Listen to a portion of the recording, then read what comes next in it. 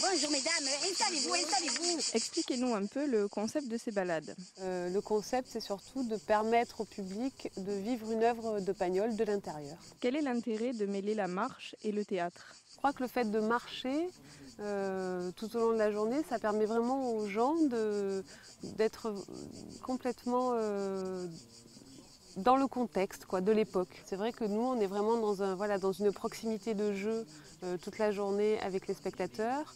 On les considère d'ailleurs eux-mêmes comme des villageois qui traversent avec nous les différentes épreuves de la journée.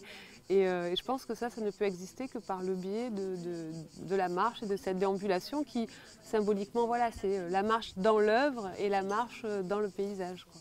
Oh, Casimir! Oh! On parle à la pétue, imbécile, là! Oh! Et qu'est-ce que c'est tout ce monde, là? Vous venez pour le boulanger?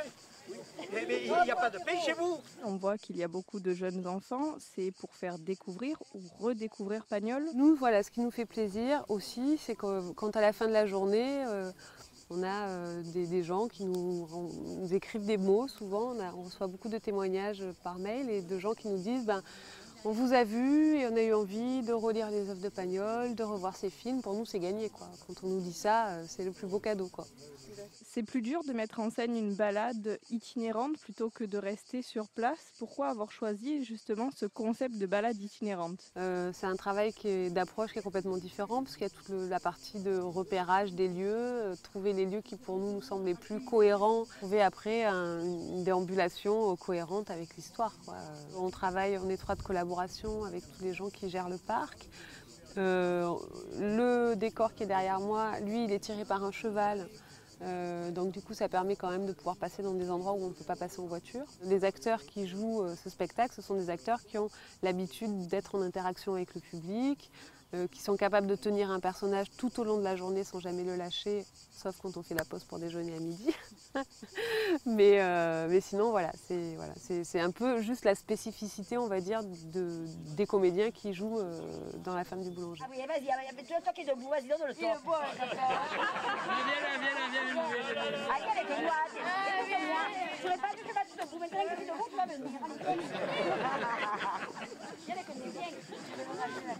Viens avec moi, si je peux le tirer. Tiens mal à la jambe, moi j'ai mal au dos. Viens, Maline, viens, Maline. En plus, elle en profite parce que des hommes, elle a pas dû en prendre souvent par le bras.